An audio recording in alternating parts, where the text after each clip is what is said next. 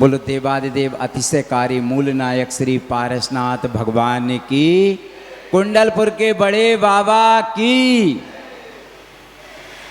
समाधिष्ठ आचार्य गुरुवर श्री शांति सागर जी महाराज की, समाधिष्ठ आचार्य भगवंत हम सबके प्रेरणा स्रोत आचार्य विद्यासागर जी महाराज की, खजुराहो में विराजमान आचार्य श्री समय सागर जी महाराज की, गुना में विराजमान परम पूज्य मुनि 108 श्री निर्दोष सागर जी, निर्लोभ सागर जी, निरुपम सागर जी महाराज की, समस्त आचार्य संघ की। धन्य है आज का दिन और धन्य है आप सबका पुण्य कि आज एक दिन में दो तिथि हैं, दशमी और एकादशी। दो तिथि में आज हम ऐसे महापुरुष का 101वां आचार्य पदारोहण दिवस मनाने जा रहे हैं। ऐसे आचार्य शांति सागर जी महाराज वास्तव में यदि वे नहीं होते तो आज निर्ग्रंथ साधु भारत में विचरण नहीं कर रहे होते। उन्होंने वह कार्य किए हैं जिनके वजह से आज हमारा धर्म सुरक्षित है। हमारे मंदिरों में वास्तव में वे सब चले जाते जिनको हम छूना भी पसंद नहीं करते थे, लेकिन धन्य है ऐसे आचार्य महाराज अनशन पर बैठ गए चौराहे पर कि ये हमारे धर्म के खिलाफ है, ये नहीं होना चाहिए। और मुख्यमंत्री और प्राइम मिनिस्टर को उनकी बात को लाल किले पर बैठे थे दिल्ली में, और प्रधानमंत्री को उनकी बात को स्वीकार करना पड़ा। इसीलिए आज हमारा धर्म सुरक्षित है। हमको उनका नाम लेते ही अनंत अनंत पुण्य का सृजन इसलिए होता है, भले ही वे साक्षात नहीं है, लेकिन उन्होंने जो परंपरा को चलाया है, आचार्य गुरुवर विद्यासागर जी महाराज उनका अनुसरण करते थे। उनकी बातों को सोचते सोचते, उनकी बातों पर चलते चलते आज हम इस मुकाम पर आए हैं कि हम निर्गंथ दशा के साक्षात दर्शन कर पा रहे हैं। बोलो आचार्य शांति सागर जी महाराज की। उनके गुणगान कितने ही करें कम ही होंगे। महाराज श्री के चरणों में हम नमोस्तु अर्पित करते हुए प्रार्थना करेंगे कि इस प्रसंग के साथ में उनके प्रसंग भी लेने की कृपा करें, ताकि हमारी याददाश्त ताजा और तर हो जाए। चलते हैं आज ऐसे आचार्य गुरुवर विद्यासागर जी महाराज और समय सागर जी महाराज के चित्र के समक्ष दीप प्रज्वलन करने के लिए बहुत आदर के साथ आमंत्रित कर रहा हूं आदरणीय श्री संदीप भैया, बंटी भैया, कैंची बड़ी परिवार कृपया पधारेंगे और पधार कर दीप प्रज्वलन करेंगे। साथ में कुमारी बेबी स्वर्गीय श्री अजित प्रकाश जी, जवार होटल परिवार, जिन्होंने लगभग 100 ग्राम चांदी यहाँ पर उस मंडल में लगाने के लिए दी है। बेबी कुमारी बेबी जी कृपया वह भी आए और आकर चित्र के समक्ष दीप प्रज्वलन करने का सौभाग्य प्राप्त करें। जवार होटल परिवार से आपके परिवार के और भी कोई हों तो वे आकर के अवसर का लाभ प्राप्त करें।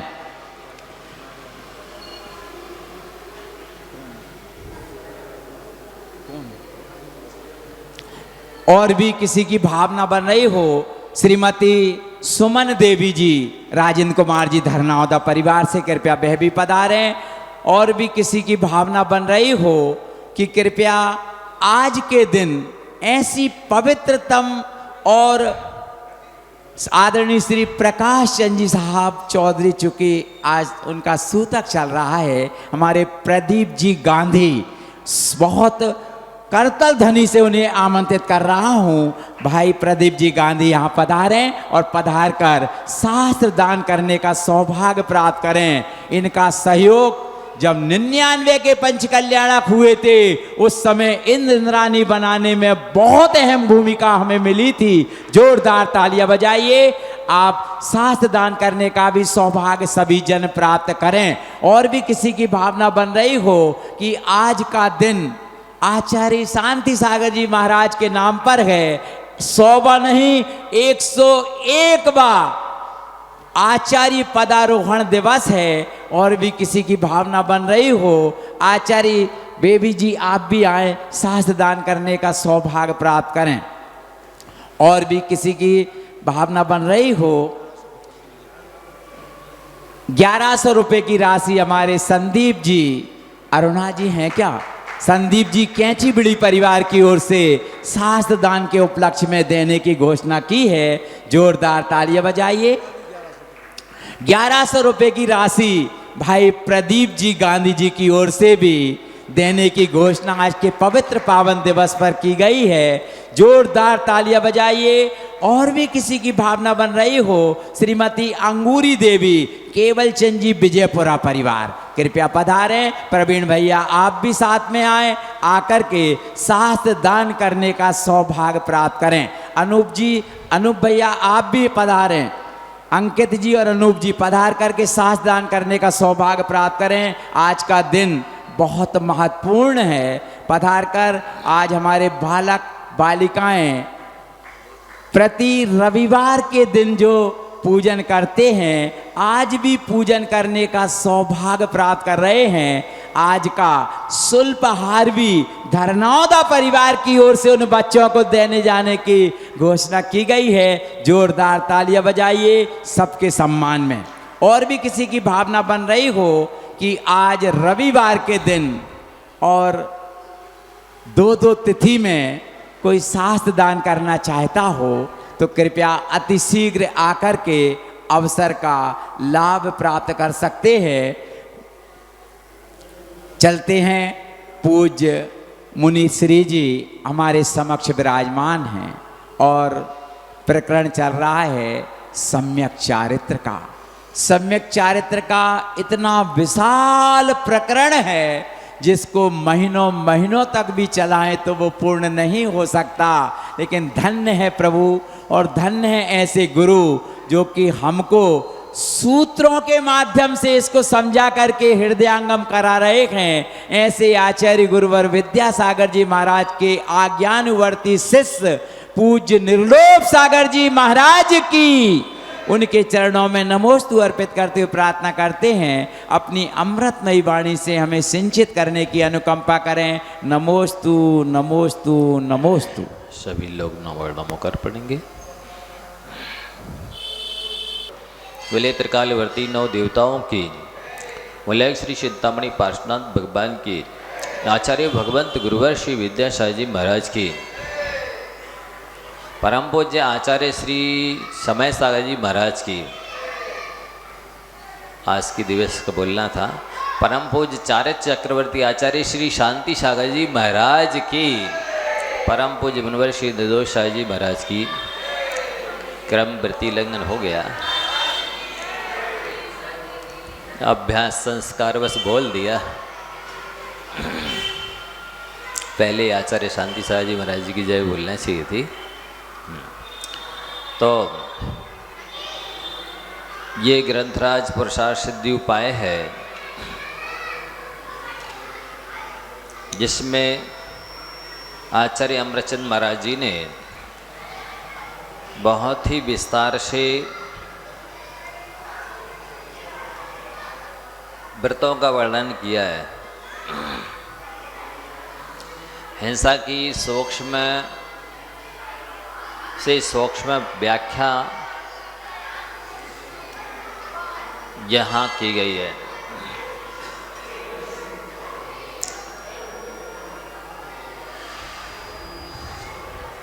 जैसा कि कल बताया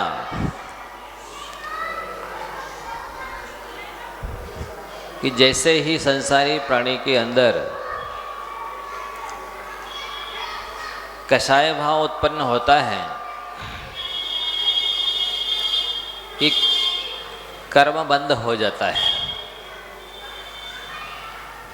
ऐसा नहीं है कि अभी कषाय उत्पन्न हुई है, क्रोध उत्पन्न हुआ है, अहंकार उत्पन्न हुआ या मायाचार्य की या लोभ उत्पन्न हुआ और कर्मबंध अंतर मुहूर्त बाद हो। या 24 घंटे के बाद हो या इस पर्याय के बाद में हो, ऐसा नहीं है। कर्म तो 24 घंटे 12 महीने जब से संसार में है ये जीव, और जब तक संसार में रहेगा तो कर्मबंध तो होता ही रहेगा 13 बिगड़े स्थान तक। यदि अपन को कर्मबंध से बचना है तो 24 घंटे सावधान रहना होगा। कर्म किसी के साथ पक्षपात नहीं करता है। चाहे कोई बड़ा धनवान आदमी हो, चाहे गरीब हो, चाहे पढ़ा लिखा हो, चाहे बिना पढ़ा लिखा हो, चाहे साधु हो या श्रावक हो, दिन हो या रात हो, भीड़ हो या एकांत हो, कर्मबंध तो चलता ही रहता है। जैसे घड़ी का कांटा कभी नहीं रुकता, घड़ी का कांटा चलता ही रहता है। जैसे ब्याज कभी भी नहीं रुकता, ब्याज हमेशा चलता ही रहता है। कोई भी ऋतु हो, कोई भी परिस्थिति हो, घड़ी के लिए नहीं है वो ऋतु या परिस्थिति, ब्याज की नहीं है वो ऋतु या परिस्थिति, वो जीव की हो सकती है अपनी, और उसकी कर्म परिस्थिति पर्याय की हो सकती है। तो जो आत्मार्थी साधक होते हैं, कल्याण चाहने वाले जो जीव होते हैं, वे 24 घंटे 12 महीने जीवन भर सावधान रहते हैं। यहाँ तक कि स्वप्न अवस्था में भी सावधान रहते हैं। और जो जैसी भावना भाता है, जैसे परिणाम रखता है, वे भावनाओं के संस्कार, परिणामों के संस्कार स्वप्न अवस्था में भी वैसे ही चलते हैं। और व्यक्ति यदि बेहोश हो जाए, मूर्छित हो जाए, तो भी वैसे ही संस्कार रहते हैं। जैसी उस जीव ने भावना भाई है, जैसे परिणाम किए हैं, वैसे परिणाम उसकी स्वप्न अवस्था में भी रहते हैं, और मूर्छित अवस्था में, बेहोशी की अवस्था में रहते हैं। संस्कारों का इतना प्रभाव रहता है। जो अच्छी भावना भाता है तो उसके अच्छे भाव और अच्छे संस्कार स्वप्न में भी और बेहोशी की अवस्था में रहते हैं। आपने देखा होगा जो व्यक्ति दिन भर दुकान चला रहा होता है, वो नींद में भी दुकान ही चलाता है। जो दिन भर भोजन बनाता रहता है, वो नींद में भी भोजन बनाता है। जो दिन में किसी से लड़ रहा होता है, वो नींद में जवाब दे रहा होता है। ये आप सभी अनुभव कर सकते हैं, प्रैक्टिकली देख सकते हैं, आजमा सकते हैं। ये निश्चित है, जो विद्यार्थी है ना, दिन में पढ़ता है तो नींद में भी उसके वही विकल्प चलता रहता है। कई बार श्रावक लोग आकर के बोलते हैं कि महाराज जी, हमने नींद में पड़गाहन किया, तो इतनी ज़्यादा तीव्रतम उत्कंठा थी, भावना थी कि पड़गाहन मिले, पड़गाहन मिले, हम पड़गाहन करें, तो वो नींद में पड़गाहन करते। कई बार नींद में अभिषेक पूजन कर रहे होते हैं। लेकिन ऐसा किनके साथ होता है? जो लोग तीव्रतम उत्कंठा रखते हैं, भावना रखते हैं, उनके साथ ऐसा होता है। कई बार हम लोगों के साथ भी ऐसा होता है कि जिस विषय का हम स्वाध्याय कर रहे होते हैं, नींद में उसी का चिंतन चलता है। ऐसे ही कई लोगों ने बताया कि हमारे छोटे बच्चे बच्चियां 4-5 साल की, वो नींद में ही काउंटिंग मशीन से जाप कर रहे हैं। उन्होंने वीडियो बना लिया। रात के 11 साढ़े 11 बज रहे हैं और छोटी सी बच्ची या बच्चा जाप कर रहा है नींद में, बराबर उच्चारण कर रहा है और वो दबा भी रहा है। काउंटिंग कर रहा है। तो जैसा दिन भर चलता है वैसे ही नींद में संस्कार बस चलता रहता है। ये दोनों के साथ है, अशुभ कामों के साथ में भी है और शुभ कामों के साथ भी है। आरंपरिक विषय कसाई कार्यों में भी है तो धर्म ध्यान के विषय में भी है। आप जैसा दिन भर करते हैं 12-14 घंटे, नींद में उससे कई गुना ज्यादा चलता है। नींद में संस्कार बस जैसे मान लो किसी ने दुकान चलाई है दिन भर, तो नींद में वो और ज्यादा भावों से चलाता है। तो आपसे हमारा कहना ये है कि इन्होंने गाथा नंबर 43 में कहा कि यत् खलु कषाय योगात् प्राणानाम द्रव्य भाव रूपाणाम व्यपरोपणस्य करणम सुनिश्चिता भवति सा हिंसा। जैसे ही कषाय के योग में आता है जीव, कषाय रूप प्रणमन करता है, वैसा कर्मबंध इसके हो जाता है। उसने भाव हिंसा तो कर ही ली, भावों में क्रोध आया, भाव हिंसा हो गई स्वयं की।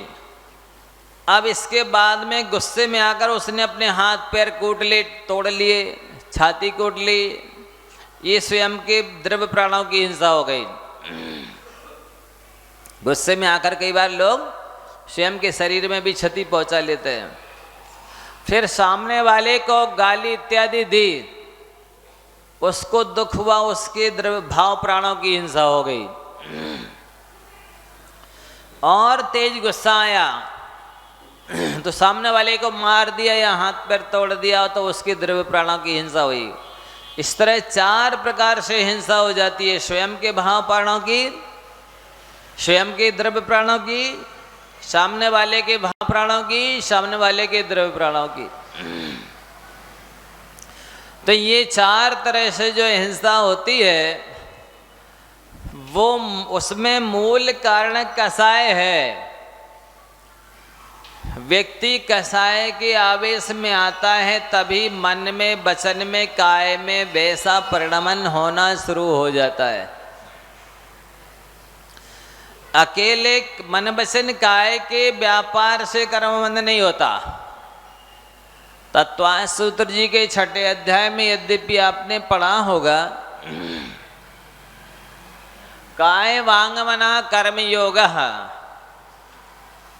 पढ़ा। मन वचन काय का जो स्पंदन है, सा आश्रव, वही कर्माश्रव का कारण है।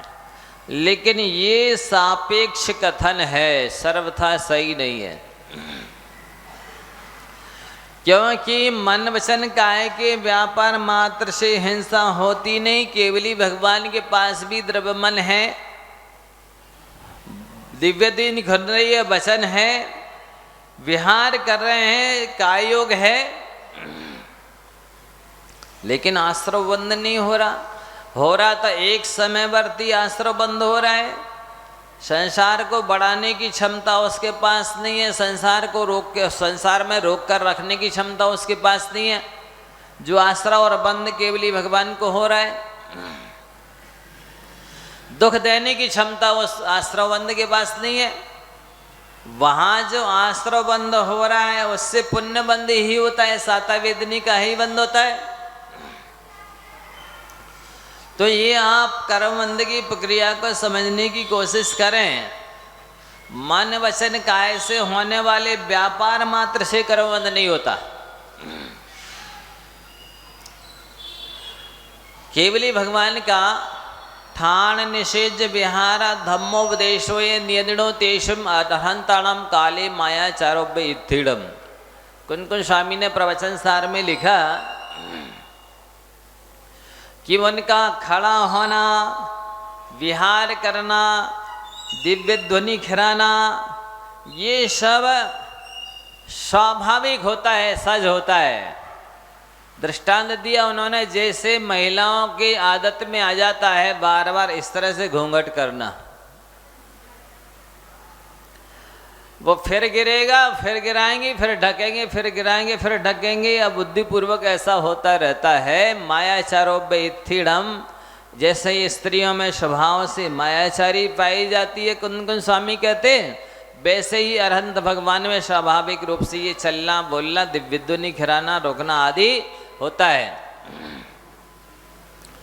अमरचंद स्वामी ने दूसरा दृष्टांत दिया इसी गाथा की व्याख्या में कि जैसे मेघों का बनना, आकार लेना, चलना, गरजना, बरसना सब स्वाभाविक होता है, वहां कोई बुद्धिपूर्वक कुछ नहीं होता, बुद्धि है ही नहीं। ऐसे ही अरहंत भगवान का स्वाभाविक ये होता है, वहां कर्मबंध नहीं होता। लेकिन अपन सभी लोग जितने भी हैं प्रवृत्ति करते हैं, वो कसाय के बसीभूत होकर के करते हैं। इसलिए सभी जीवों के प्रवृत्ति करते हुए होने पर भी सबको एक सा कर्मबंध नहीं होता। क्यों नहीं होता है? क्योंकि उनके सबके परिणाम, सबकी कसाय, सबकी आसक्ति अलग अलग होती है।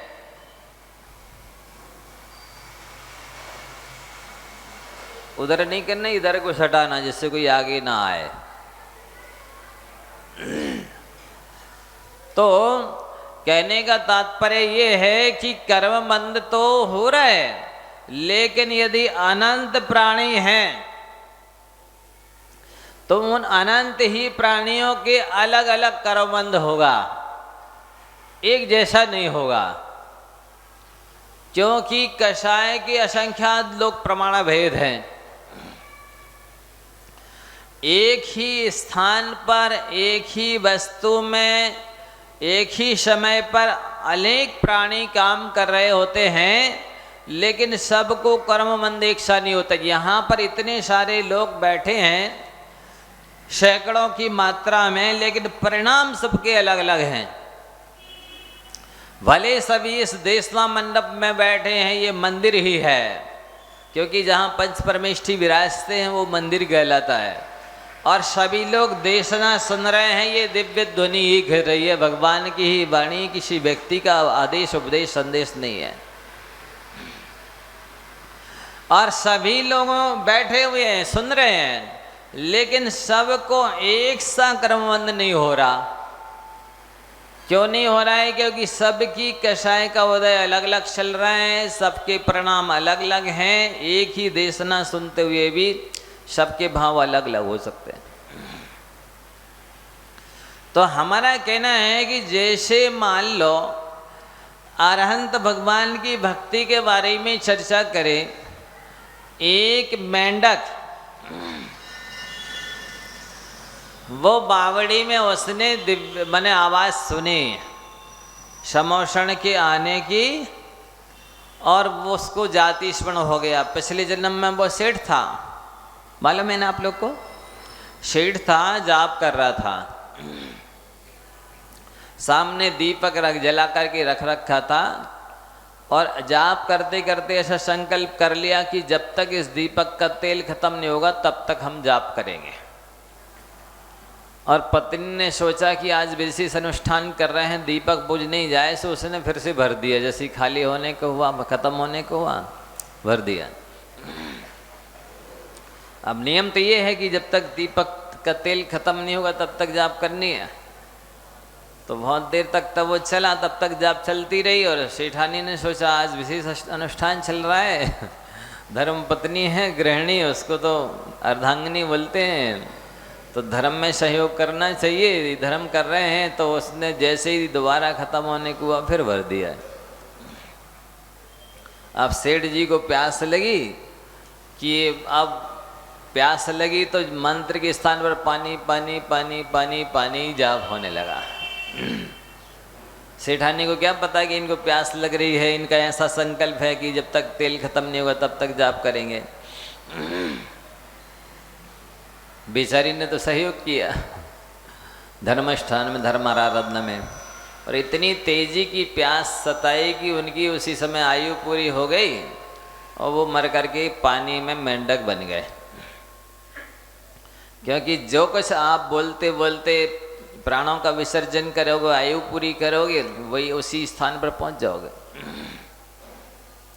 कोई यदि दुकान चलाते चलाते मान लो आयु पूरी करे, प्राणों का विसर्जन करे, तो वो दुकान उसी दुकान में या तो कुंडली मार के बैठ जाएगा या फिर मकड़ी के रूप में, छिपकली के रूप में, चूहा बिल्ली के रूप में, कुत्ता के रूप में, किसी की ना किसी रूप में वो दुकान ही में जन्म ले लेगा।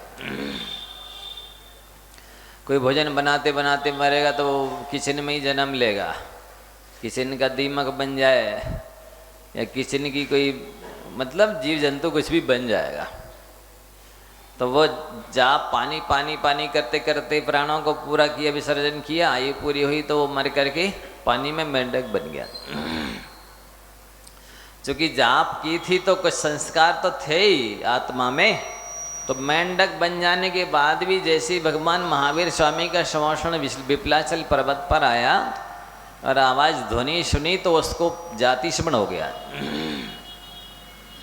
कि भगवान का श्मशान आया है, मुझे भी जाना चाहिए। देखो जरा, मनुष्य की भावना नहीं हो रही कि महाराज जी आए हैं, प्रवचन चलना है, मुझे जाना चाहिए, लेकिन क्योंकि संस्कार नहीं है, ये उसके संस्कार थे, उसने जाप करते करते आयु पूरी की थी, भले बाद में पानी पानी करते करते गया। तो उस मेंढक के भाव हुए कि हमें श्मशान में जाना चाहिए, भगवान की भक्ति पूजा करना चाहिए, दिव्य ध्वनि सुननी चाहिए।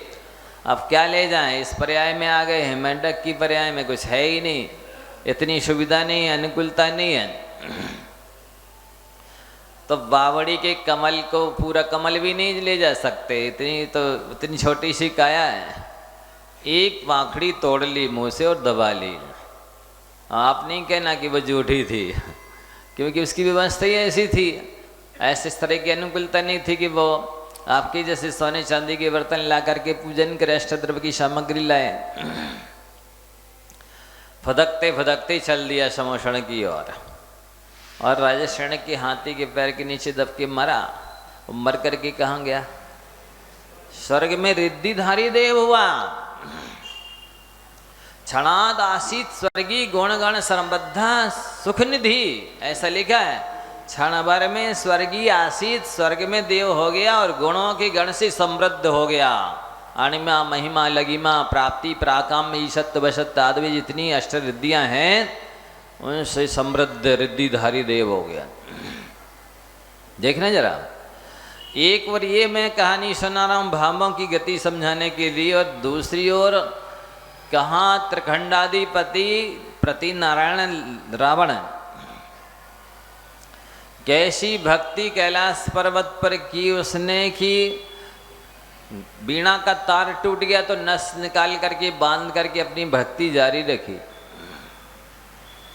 वो भक्ति, और शांतिनाथ भगवान के जनालय में धोती दुपट्टा पहन करके और शुद्धि में और भगवान के सम्मुख बैठ करके और स्फटिक की माला लेकर के जाप कर रहा है। ऐसी जाप की कि उसकी दुपट्टा छीन लिया, गालियां दी, उसको आवेश में लाया गया, ताव पर चढ़ाया गया, मंदोदरी को घसीट करके चोटी लाया गया कि हम हरण करके ले जा रहे। कितने उपद्रव किए, पदम प्राण पड़ी है, हद से ज्यादा, फिर भी विचलित नहीं हुआ। फिर भी कहाँ गया आपको पता है? भावों की गति देखिए आप जरा, कहाँ इतनी भक्ति का फल इतना बड़ा और कहाँ उतनी बड़ी भक्ति की, लेकिन इसके बाद भी कहाँ गया। होता क्या है कि व्यक्ति के जिस समय आयु कर्म का बंध होता है उस समय वो क्या कर रहा है ये बहुत महत्व रखता है। उसने अपने जीवन में क्या किया ये अलग चीज है, वो क्या करता रहा कैसा था वो अलग चीज। जिस समय आयु बंधी उस समय भाव कैसे थे, कितना संकलेश था, कितनी विशुद्धि थी, विषय कषाय में लगा था, आरम परिग्रह में लगा था कि पूजा पाठ में लगा था कि क्या कर रहा था, किस तरह की कषाय थी उसकी तेज या मंद, ये बहुत महत्व रखती है। उसके आधार से ही आयु का बंध हो जाता है। और आयु का बंध हो जाता तो वो जैसे निगोदिया जीव है, वहां पर उस निकलने का क्या साधन है बताइए? मनुष्य पर्याय में आने के लिए क्या है? कौन सा दान पूजा है, कौन से बुद्धिपूर्वक परिणामों की सरलता है, भद्रता है, मंद कषाय क्या कर सकता है बताइए? बुद्धिपूर्वक कुछ भी नहीं कर सकता है, लेकिन ऑटोमेटिक जिस समय आयु बंध का अवसर आया और ना तो भाव एक से रहते हैं, ना कर्म एक से बनते हैं, ना कर्म एक से उदय में आते हैं, तो उसी समय एक मंद कर्म का उदय आया और उसी समय उनकी आयु का अपकर्ष काल चांस पड़ा, तो उनको फिर मनुष्य आयु बन जाती है और उन्हें निकल आते। तो ये आपके जीवन में बहुत महत्व रखता है। आप सभी सावधान सचेत रहिए। क्या सजग किया जा रहा है? मान लो आपकी आयु 81 वर्ष की है, तो आपको तो मालूम है नहीं, हो सकता है किसी की 54 वर्ष की ही हो, किसी की 40 वर्ष की भी हो, किसी की 30-20 वर्ष की भी हो सकती है। 81 वर्ष की आयु है तो 54 वर्ष तक तो आपको अगली नई आयु नहीं बंधेगी। कब बनेगी? जिस समय जैसे ही 54 वर्ष होंगे और पहले समय में पहला अपकर्ष पड़ेगा, 27 वर्ष का पहला समय। 54 वर्ष तो निकल गए, बचे 27 वर्ष का पहले समय में पहला अपकर्ष पड़ेगा, आयु बंध का अवसर आएगा। अब आयु बंध के योग लेशा के परिणाम मिल गए तो आयु बंध हो गया, वो निश्चित परिणाम है, उन्हीं में आयु बंध होता है। 26 अंशों में से मध्य के 8 भाव हैं जिनमें आयु बंध होता है। अब भी मिले तो आयु बंध हो, नहीं मिलेगा तो नहीं होगा। अब जो 27 वर्ष बचे हैं उनमें से पुनः 9 दूनी 18 वर्ष निकाल दीजिए। 18 वर्ष तक आयु बंध नहीं होगा। जो अगले 9 शेष बचे हैं उस 9 वर्ष के प्रथम समय में आयु बंध हो सकता है। यदि वैसे लेशा के अंश मिले, परिणाम मिले तो आयु बंध हो जाएगा, नहीं मिले तो नहीं होगा।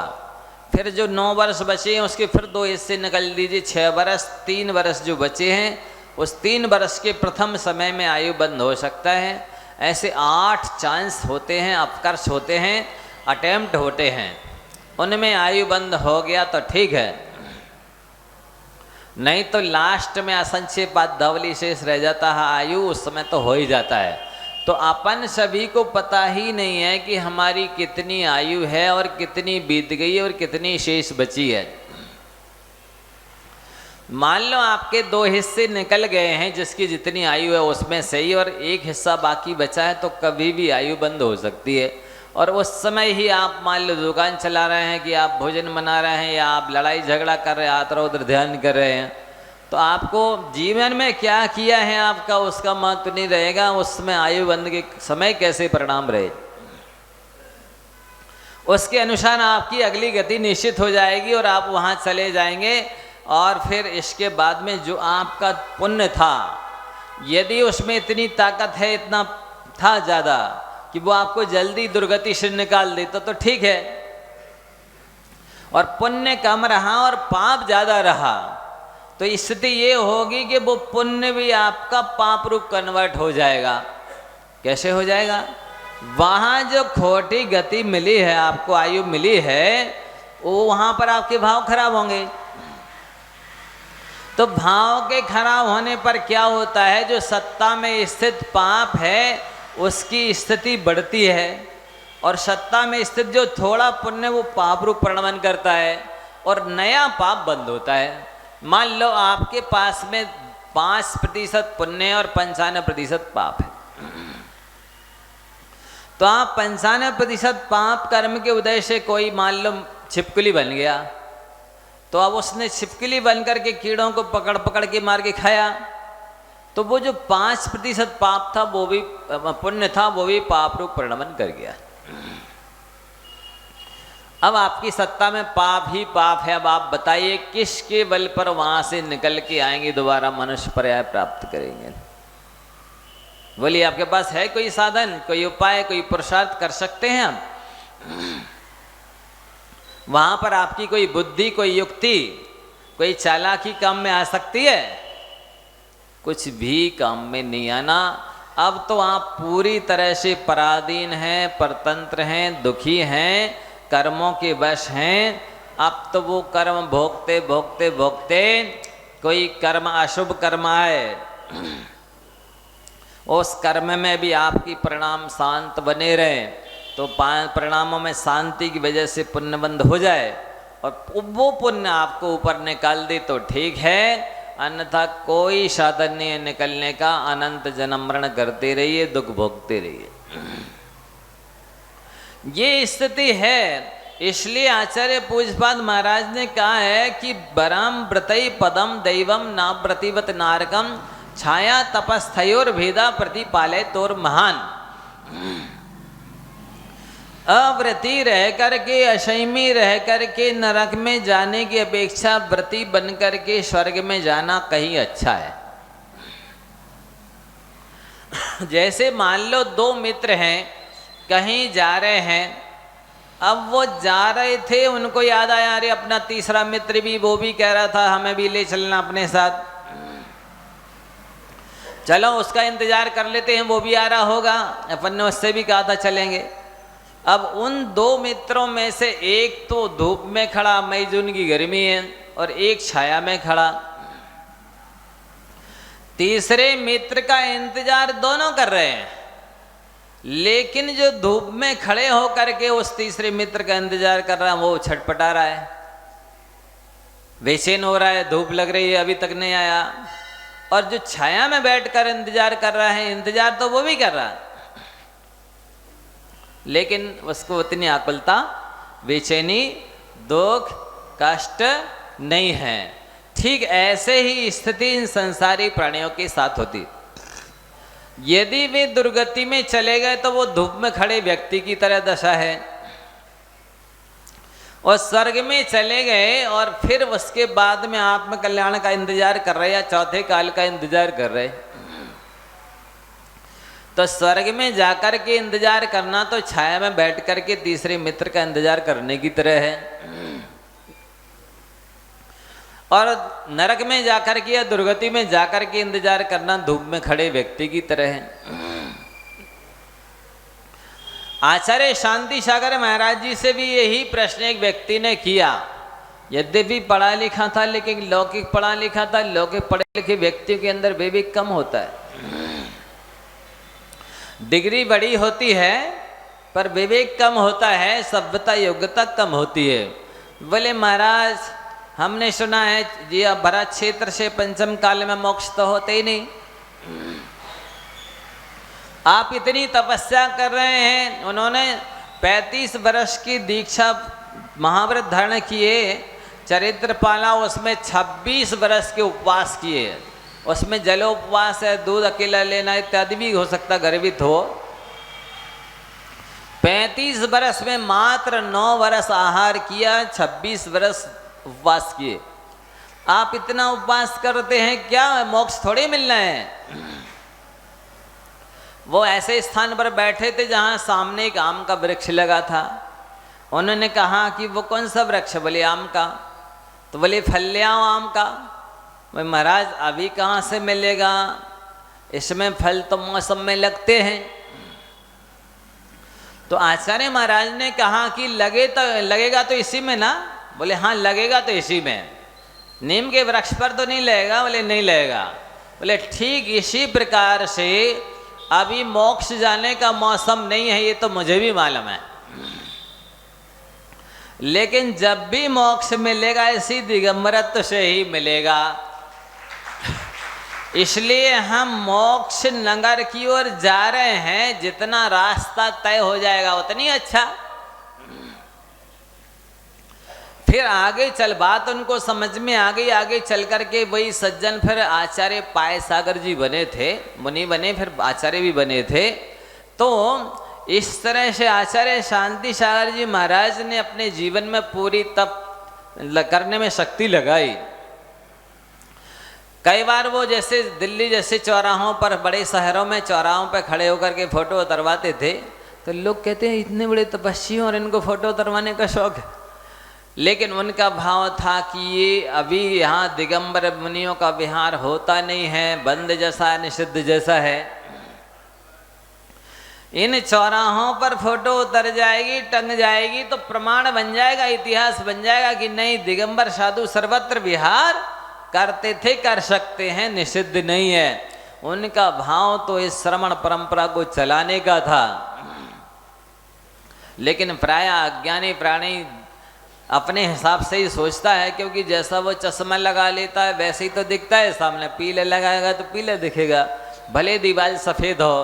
तो ऐसी स्थिति उनके साथ में कई बार बनी। शुरू में दिगंबर मुनि बहुत कम, ना के बराबर, कहीं हजारों किलोमीटर में एक आध कोई साधु हों, कहीं स्थायी रहते हों, तो उनके द्वारा इस तरह से जन शासन की प्रभावना नहीं हो रही थी। दिगंबर मुनि तो थे लेकिन अल्प थे, ना के बराबर।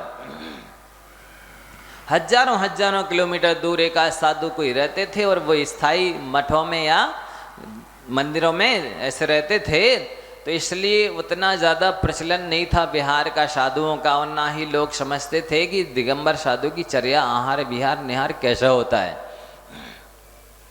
आचार्य शांति सागर जी महाराज ने मूलाचार को पढ़ करके और उसके अनुसार अपनी चर्या बनाई। तो कई बार श्रावक परिचित नहीं थे, तो कई दिन तक उन्होंने अन्न, मान लो एक दिन नहीं लिया तो उनने कई दिन तक अन्न ही नहीं चलाया कि आचार्य महाराज का तो त्याग है। पूछा नहीं उन्होंने कि अन्न का त्याग है या नहीं है, या कब तक के लिए था, या चलाकी तो देखें, हो सकता है उनका नियम पूरा हो गया हो।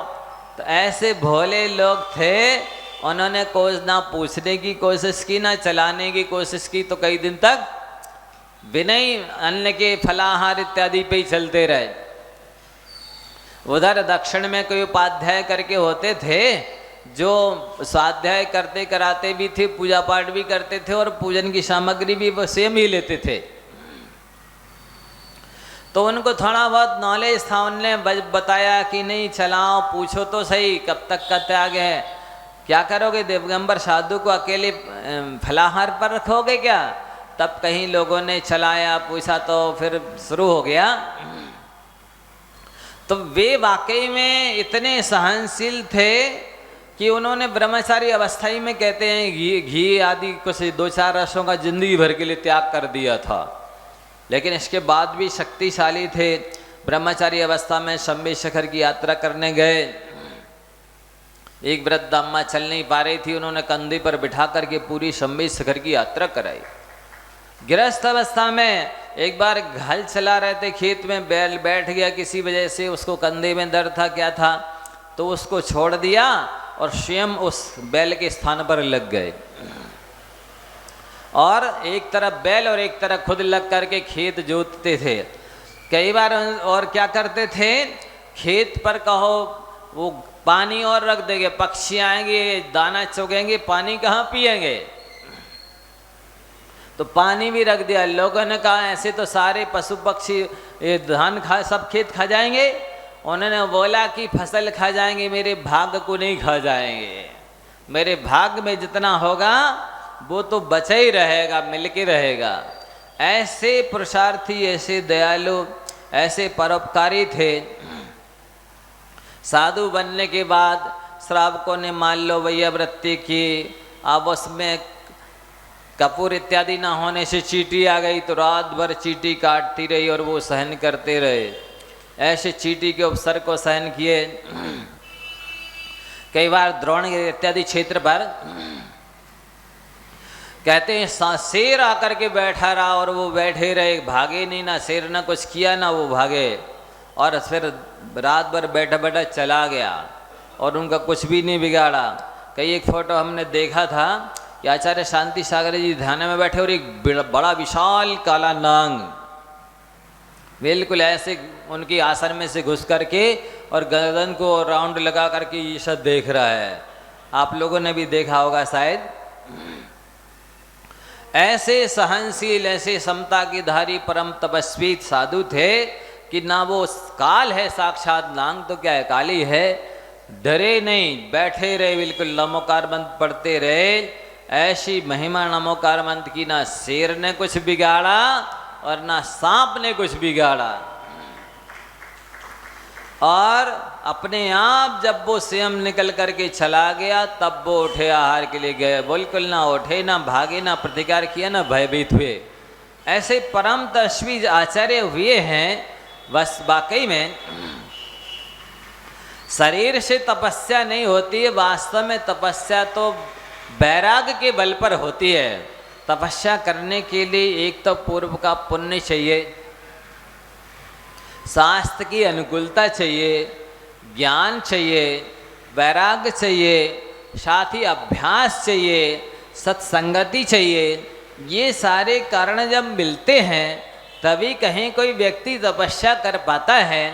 जैसे आप लोग व्यापार इत्यादि के लिए साधन जुटाते हैं अनेक प्रकार के, कि अच्छे मौके पर दुकान खोलो और लोगों की, ग्राहकों की डिमांड देखो क्या मांगते हैं, कौन सी चीज़ ज़्यादा बिकती है, किस तरह से लेना ये पसंद करते, हर तरह की टेक्निक अपनाते ना। ठीक इसी प्रकार से साधना करने के लिए भी ये तरीके अपनाने पड़ते हैं। सब लोग सफल क्यों नहीं होते हैं?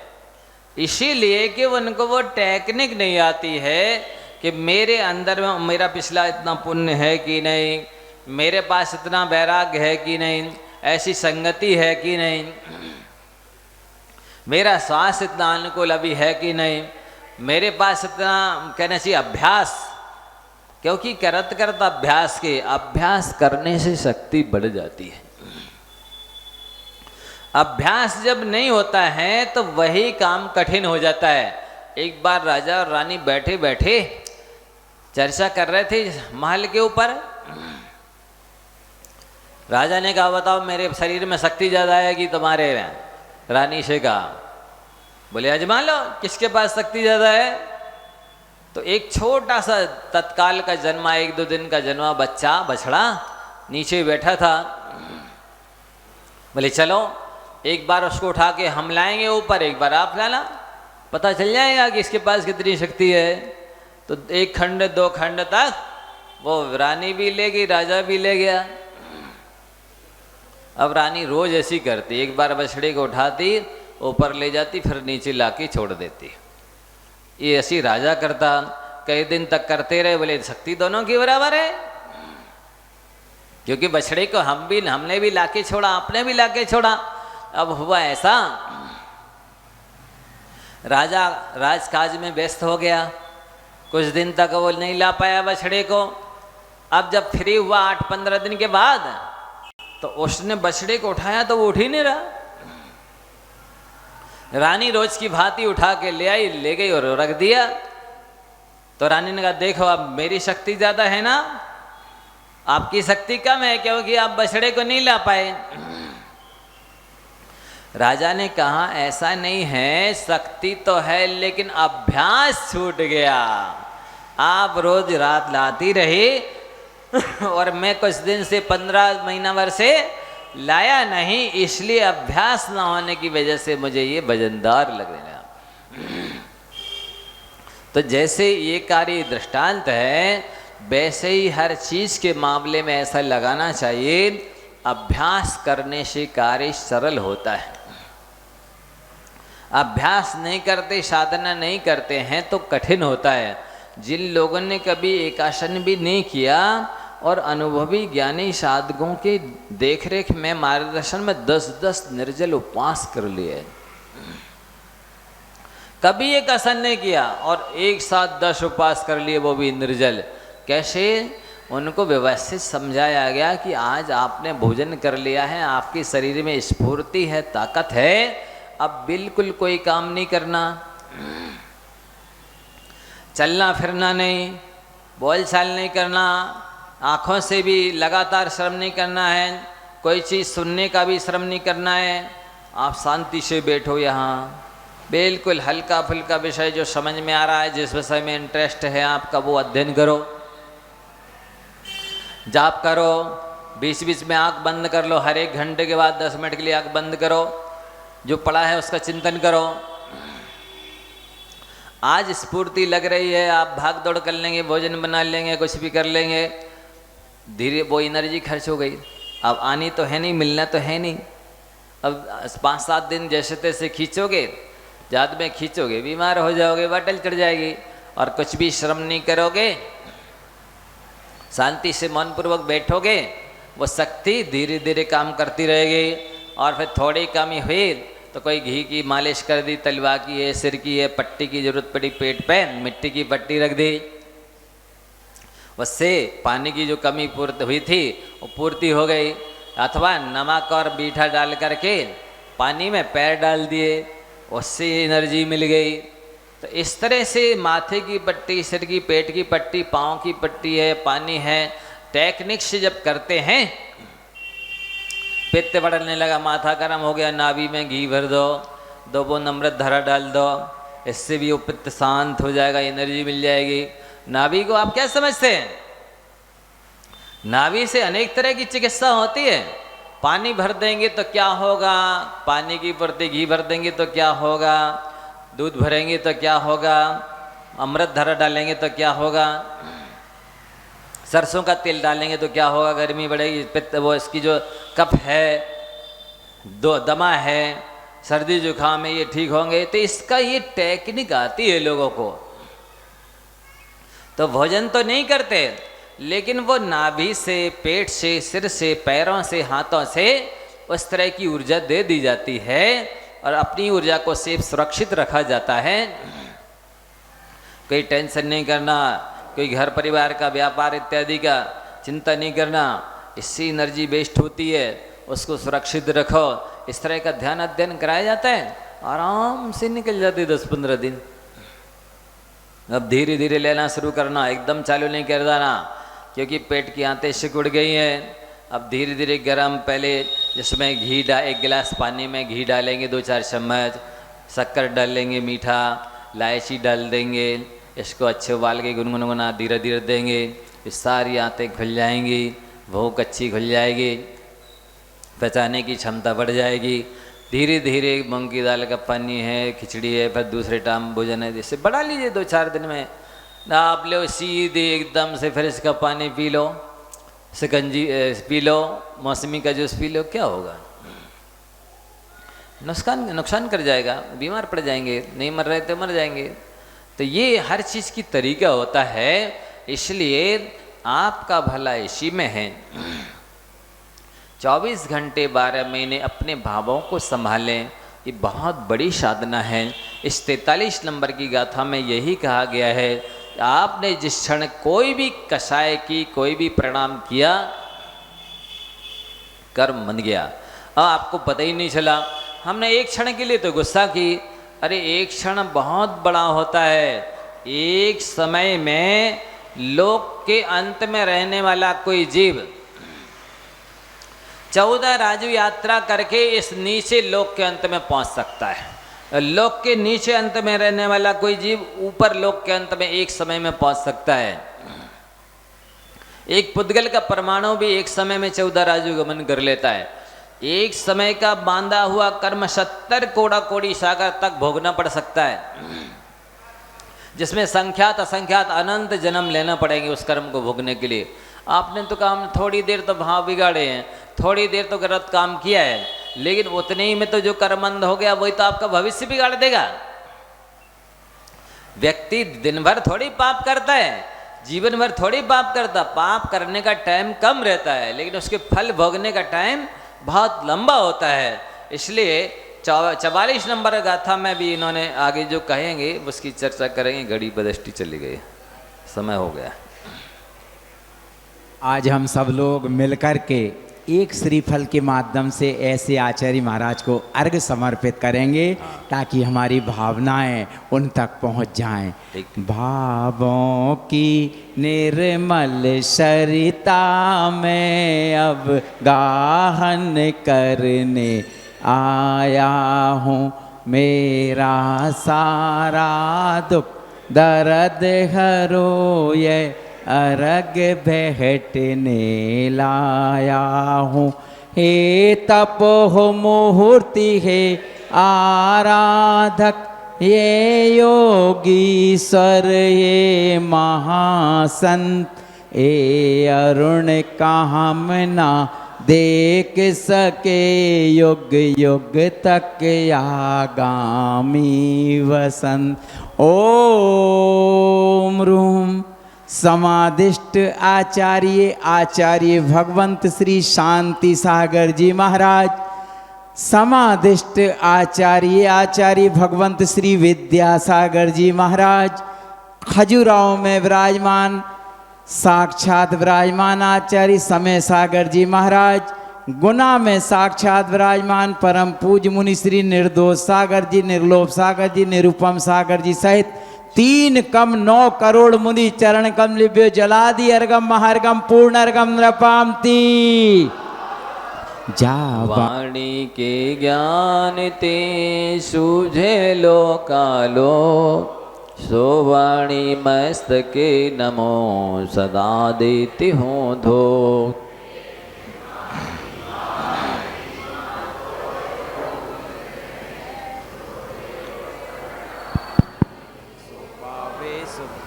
देव बजो अरिहंत को, गुरु सेवो निर्ग्रंथ, दया धर्म पालो सदा, यही मोक्ष का पंथ।